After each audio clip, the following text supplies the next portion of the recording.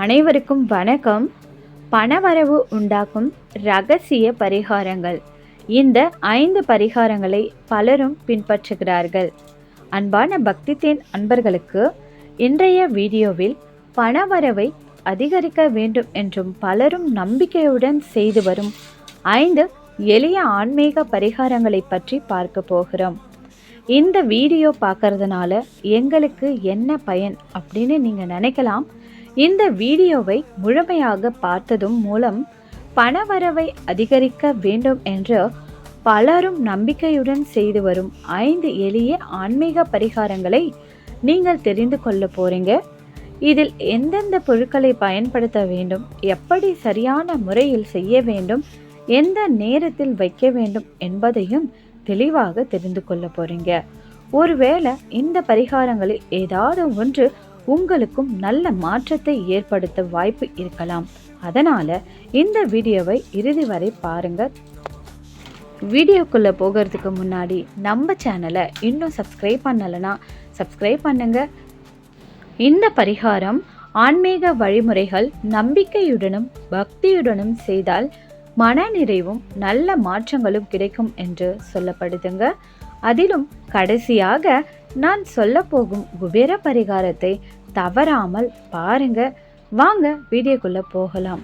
முதல் பரிகாரம் வெந்தய பரிகாரம். முதலில் ஒரு சின்ன கிண்ணம் அல்லது மண் அகல் விளக்கு எடுத்துக்கொள்ளுங்க. அதில் சிறிதளவு வெந்தயத்தை போட்டு எந்த மூடியும் போடாமல் உங்க சமையல் அறையில திறந்தபடியே வச்சிடுங்க. இந்த பரிகாரத்தை பலர் வீட்டில் தொடர்ந்து செய்து வருகிறார்கள். ஆன்மீக நம்பிக்கையின்படி வீட்டில் செல்வ வளம் அதிகரிக்கவும் பணத்தடை குறையவும் உதவுகிறது. இரண்டாவது பரிகாரம் லவங்கப்பட்டை மற்றும் பண நோட்டு. ஒரு நல்ல லவங்கப்பட்டை எடுத்துக்கோங்க. அது குழாய் போல இருக்கும். அதன் உள்ள ஒரு பண நோட்டை சுருட்டாமல் மடித்த மெதுவாக உள்ளே வையுங்க. நான் இந்த வீடியோவில் காட்டியிருப்பது போலவே செய்து கொள்ளலாம். இதனை பணம் வைக்கும் இடத்தில் அல்லது பர்சில் வைத்தால் பண வரவு அதிகரிக்கும், பண கஷ்டம் குறையும்.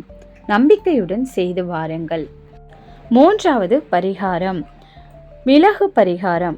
இந்த பரிகாரம் குறிப்பாக கடை, அலுவலகம் அல்லது வியாபாரம் செய்பவர்களுக்கு சிறிதளவு கருமிளகை கடையின் 4 மூலைகளிலும் வைக்கலாம் அல்லது சிறிய மூடிகள் அல்லது கிண்ணங்களில் போட்டு 4 மூலைகளிலும் வைத்தாலும் போதும்.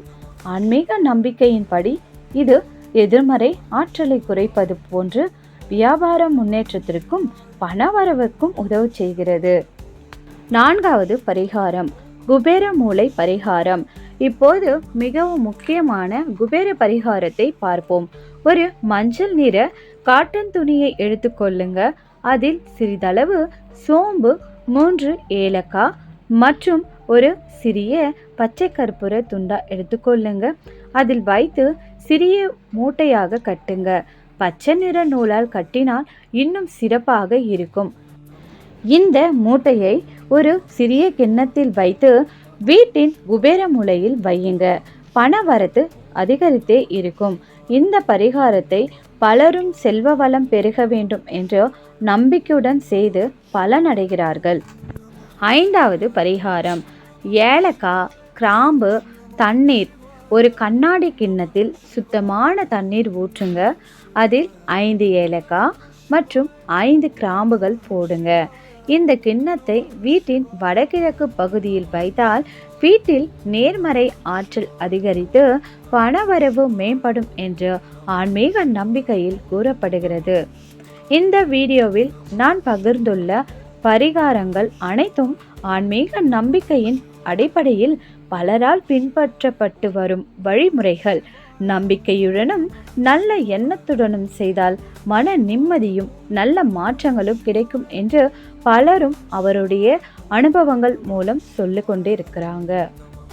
இந்த வீடியோ உங்களுக்கு பயனுள்ளதாக இருந்தால் ஒரு லைக் பண்ணுங்க. உங்களுக்கு உதவியாக இருக்கும் என்று நினைத்தால் உங்கள் நண்பர்கள் மற்றும் உறவினர்களுக்கு ஷேர் பண்ணுங்க. இது போன்ற ஆன்மீக தகவலுக்கு எளிய பரிகாரங்களையும் தொடர்ந்து தெரிந்து கொள்ள பக்தி தேன் சேனலை சப்ஸ்கிரைப் செய்து பெல் ஐக்கானையும் அழுத்துங்க. நன்றி, வணக்கம். இறைவனுக்கும் பிரபஞ்சத்திற்கும் நன்றி.